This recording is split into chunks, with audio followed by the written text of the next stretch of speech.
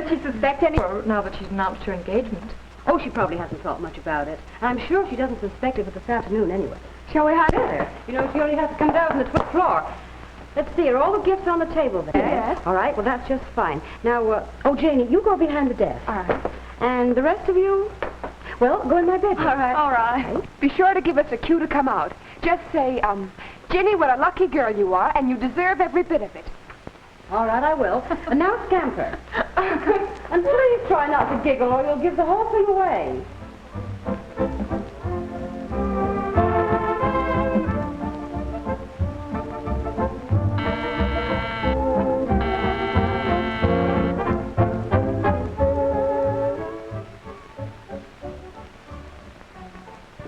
Oh, Ginny, come in. I'm glad you got down so quickly. Well, I hurried right down because I wondered if something... Oh, no, I just wanted to chat. You know, when a girl gets herself engaged, all her friends want to know all about it. Well, there really isn't much to tell. He just said, and I said yes. Well, you're a very lucky girl, and you certainly deserve every bit of it. Surprise! Congratulations, Ginny. It's wonderful. I want to know everything. What he said and what you said and everything. Oh, well, wait a minute. Suppose we let Ginny look at her presents. After all, that's the main idea of a shower, you know. Oh, I suppose I should be coy and say, oh, you shouldn't have done it. But I'm not going to say any such thing. I'll just say thank you and be happy I have such kind and thoughtful friends. And they're all such perfect presents. Every single thing is something that I want. And how did you know that I needed just this frame for John's picture? Simply because I heard you say so at Helen's party last week, silly. And these combs are wonderful. Am I wearing them right, Mary? Yes, and they're very attractive, especially for dress-up occasions. Oh, please, let me try them, Ginny.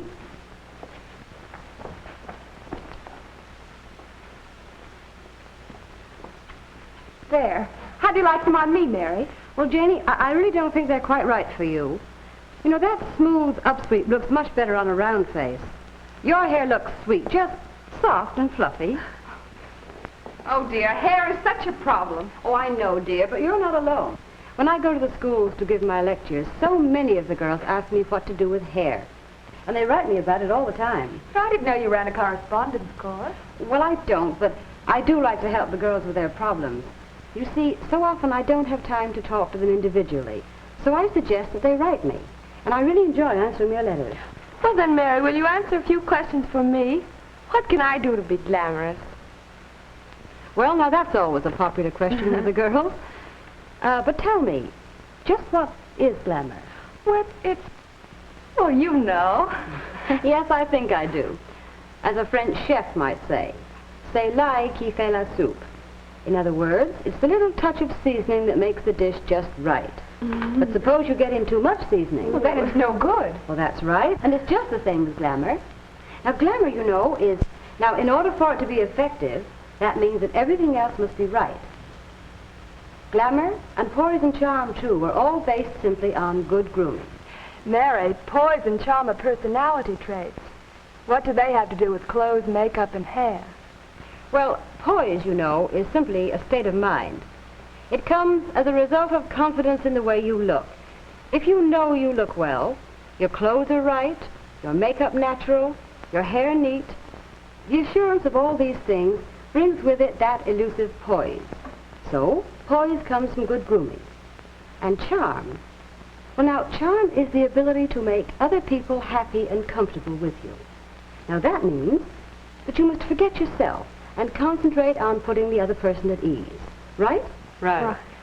And I assure you, no woman can do that successfully if she's worried about the way she looks. Is her lipstick on straight? Has she a run in her stocking? Or is her hemline even? So you see, good grooming comes right in at the front door again. Why, Mary, I never thought of it that way. What else do you tell these girls? Perhaps we could learn more. Yes, Mary, give. Tell us exactly what you do at those high school lectures. Well, tomorrow morning at 9 o'clock, I'll walk across the platform of the high school auditorium.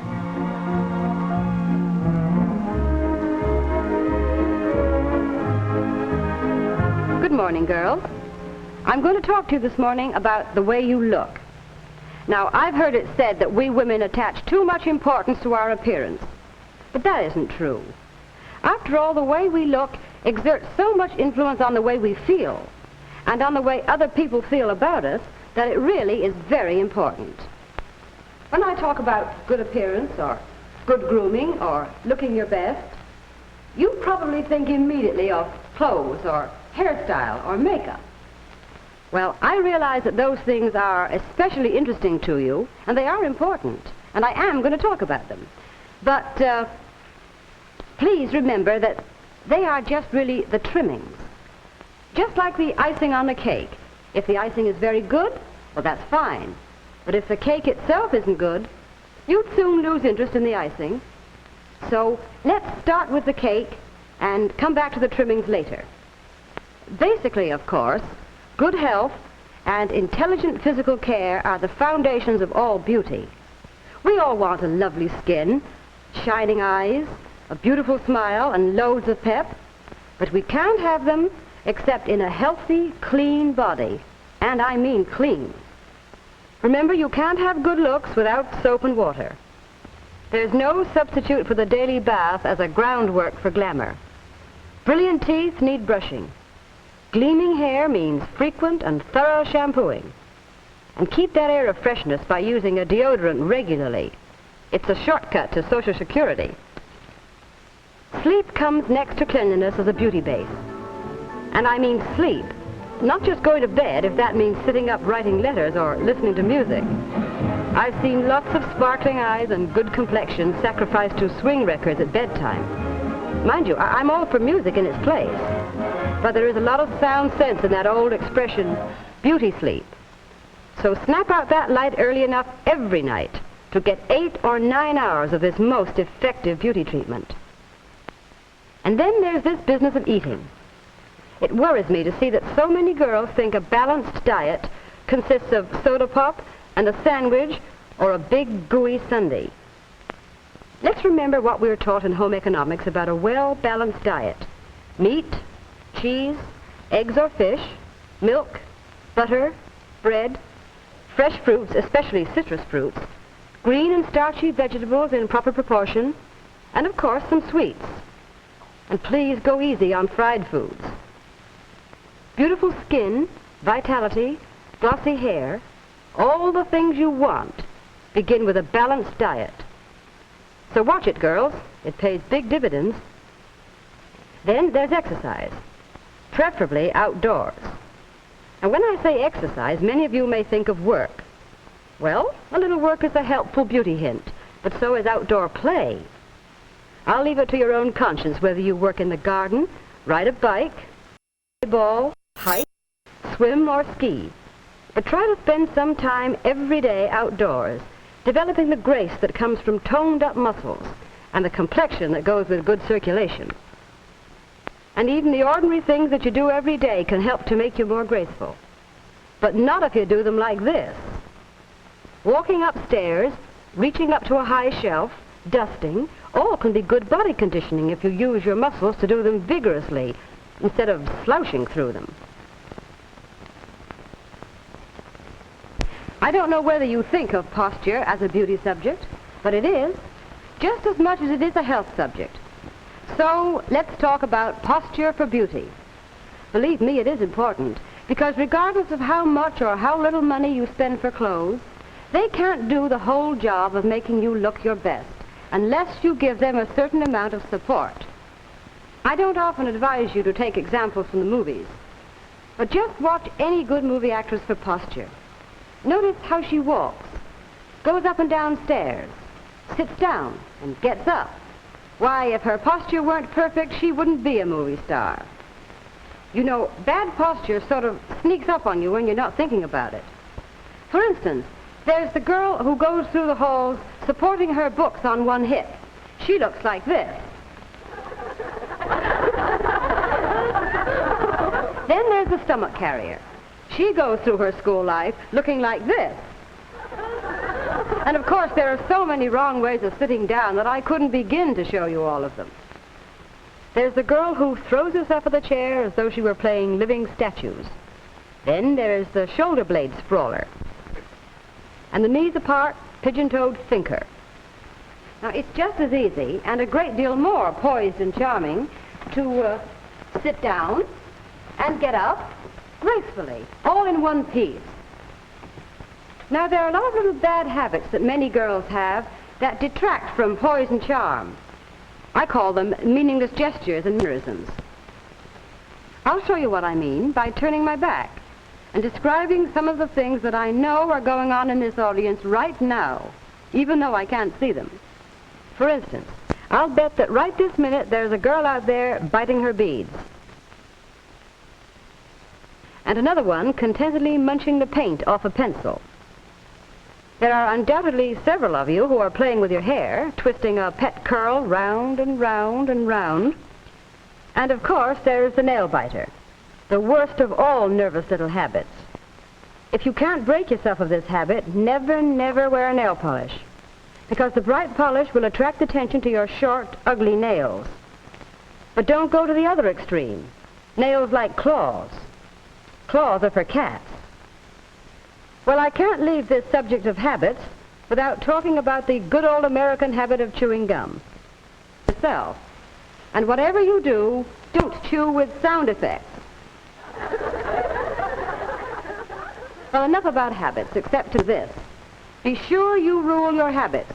Don't let your habits rule you. And take an inventory every once in a while, just to be on the safe side. Now I know you're all waiting to talk about clothes. Well, I love to talk about them too. But since I can't give you a whole fashion course right now, I think it would be best to talk about accessories and well-fitted clothes. It makes me think about the best secretaries I ever had. When she came to my apartment for an interview, well, I don't think that most people would have hired her. I did because I thought she had ability, and I knew I could help her with her appearance. She had on a nice tailored suit, but in the most important places it was a misfit. And no suit shows off to advantage unless the fit is right. First, it fitted badly in the shoulders. There was obviously something the matter with the skirt, and it took me a minute to figure out that it was too long. So she had just rolled it over at the waistline. No skirt will hang right if you adjust its length this way, and an even hemline is a must. Her blouse was much too fussy for a tailored suit, and her hat was all right, but she'd spoiled it by adding a veil. Her bag was much too big for such a small girl, but like so many of us, she either thought she had to carry everything she owned around with her, or she was too lazy to clean it out.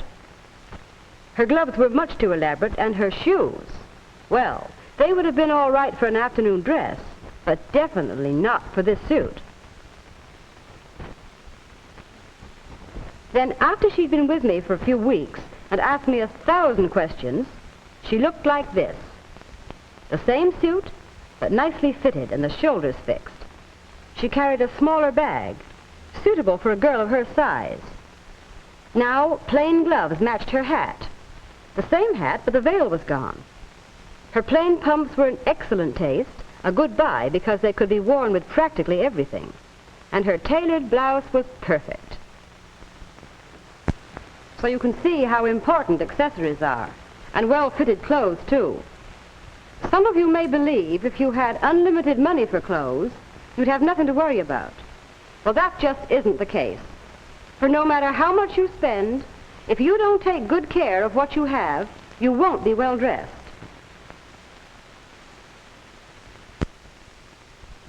I spent a weekend with some friends of mine recently who have 2 daughters. Their wardrobe is the envy of all their school friends. They don't have a lot of clothes, and what they have are not expensive. But both Ethel and Louise know that a needle and thread, some cleaning fluid, good clothes brush, and an iron are the hidden secrets of keeping well dressed. They know, too, that either a sagging hem or gaping seam is a sure way to kill glamour. Both of the girls spend a few minutes each day on their clothes. It doesn't take long because they never let the work pile up until there's a lot to be done. Louise uses a touch of cleaning fluid on the inside of collars, cuffs, and hat bands, because even if no one else could see it, she could certainly never feel well poised or charming or glamorous if she knew that collars or cuffs were soiled. And both girls know that it saves time and saves clothes to get things ready to put on and then put them away neatly where they belong. They spend no time frantically searching for clothes to find them crushed in the corner of a drawer or hanging shapelessly on a hook. It's not the size of the wardrobe that counts, you know, it's the shape. One thing more, the final checkup. See that the hemline is even, the slip where it belongs, the stocking seams straight, and if those shoe heels are run down, get them fixed pronto. Then flick a clothes brush across the shoulders to make doubly sure that there is no loose hair or dandruff, and you're ready to face the outside world. And when you face the outside world, be sure you put your best face forward. Now, occasionally I hear the expression, well, it's the face I was born with and there's nothing I can do about it. Well, that isn't quite true. Any girl can do a lot to get the most out of her looks. The basic requirement is a clear, glowing skin. There's no substitute for that. And since the skin is nourished by the bloodstream, the things that you eat and the exercise you take have a lot to do with the way you look. The most important thing I can tell you about the care of your skin from the outside is keep it clean.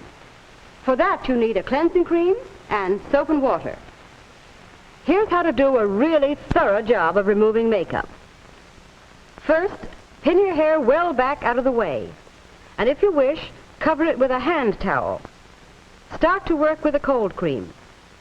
Smooth it on thoroughly all over the face, clear up to the hairline and down under the jaw.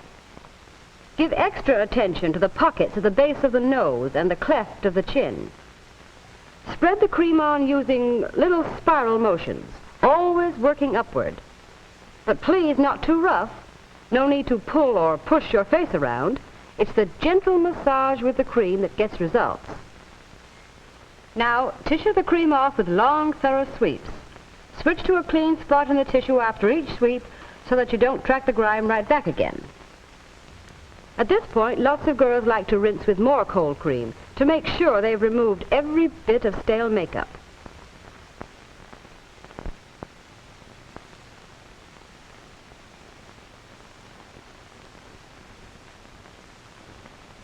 You know, in several girls' colleges, they have a course in good grooming for which they give regular college credits.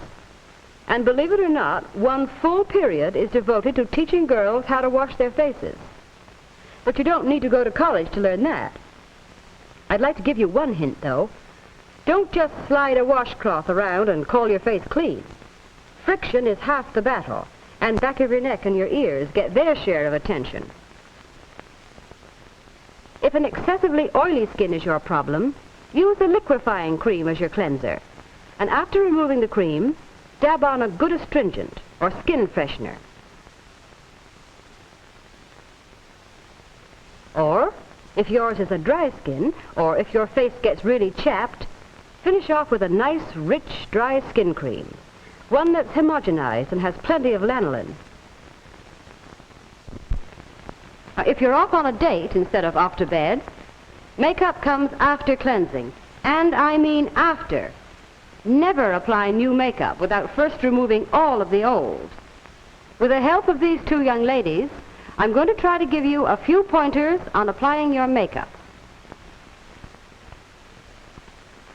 The first step is a smooth base. For that, you can use either a makeup pat or vanishing cream.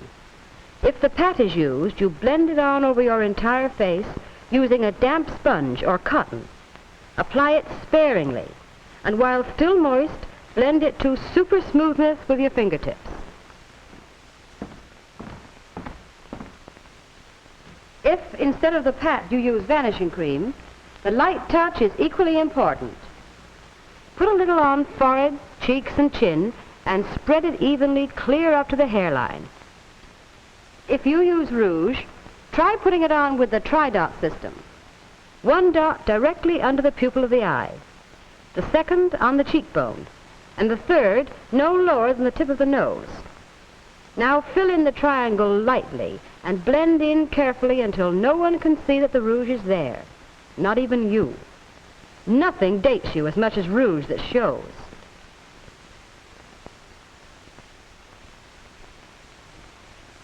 Lipstick is your exclamation point. Use it sparingly, but well. Use 2 strokes to outline the upper lip and 1 long stroke for the lower. Fill in with up and down strokes so that the lipstick goes with the grain of the skin. Be sure that your lipstick harmonizes with your rouge and your nail polish, and check with any reds in your costume to see that everything is in key. Now, after applying your lipstick, blot off the excess with a tissue. Last, your powder. It goes over your makeup, all over your face. Choose the shade carefully. When you find one that blends in with the color of your skin, no lighter, that's your shade.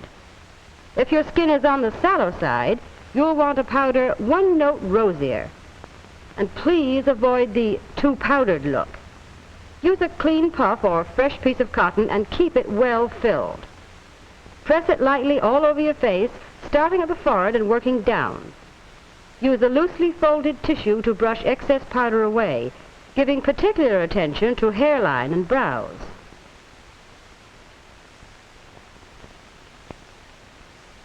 And before you leave, take a good look at your face. And remember, lots of people will see you in profile, so be sure that the makeup goes all the way around to the sides. Now I know you want me to tell you something about hairstyling. In selecting a hairstyle, remember that your hair is the frame for your face.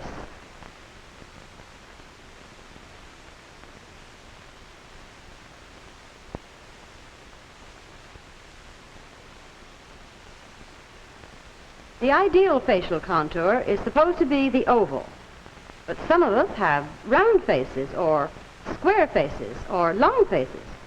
So what can we do to make our faces appear a little more oval? Let's start with round faces. Here's a face that lacks a little in length and has a little too much width at the cheekbones for a good oval. Now, let's see what can be done to make it better, or worse. First, let's take hair. A feather cut wouldn't be too bad on this face if kept in hand, but an overgrown feather cut gives too much hair at the sides and on the forehead and adds to the effect of roundness. And this is a typical example of how not to wear your lipstick, with emphasis on quantity rather than quality. You never saw a natural mouth like that. One other point for round face. Don't wear too high a neckline or a large bow at the neck. It shortens the neck and increases the effect of roundness. Now let's start over again and see the right way. Here is a very good hairdo for this type of face, with the hair well off the forehead and flat against the temples. The lipstick is applied correctly to follow the natural mouth line.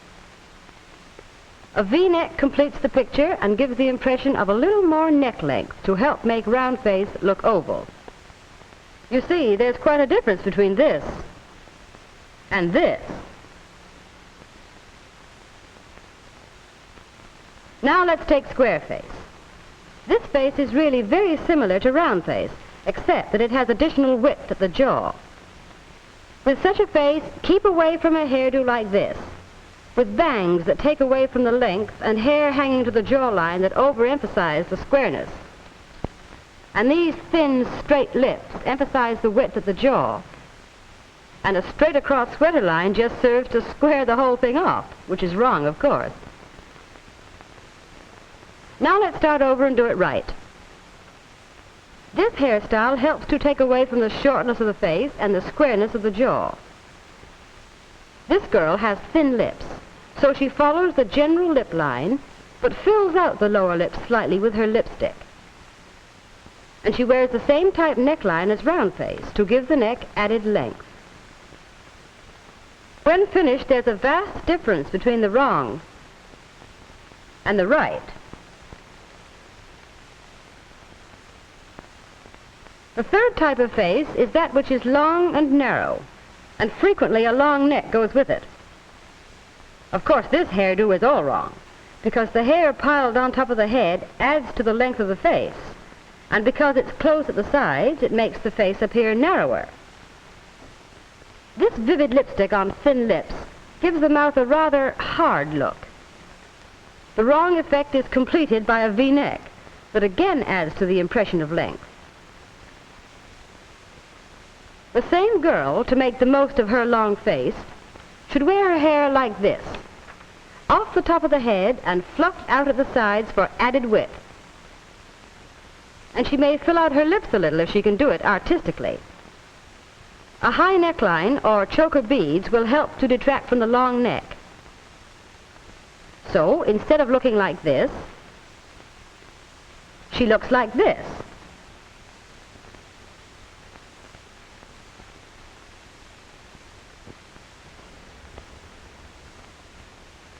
Well, it's nearly time for your next class, so I must stop talking.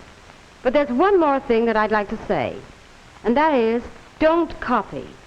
Not hairstyles or mannerisms or anything else. Not from anybody, in or out of Hollywood. Get ideas from people, certainly, but be sure they're ideas that can be adapted to your own personality.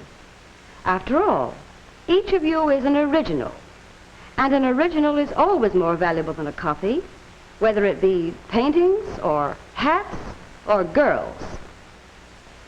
And now, before you go, if any of you have any questions that I can answer, just come up on the platform and we'll talk for a few minutes. Or, if you wish, you can write me for any advice on clothes or hair or makeup or any other part of good grooming. I'll answer your questions just as soon as I can.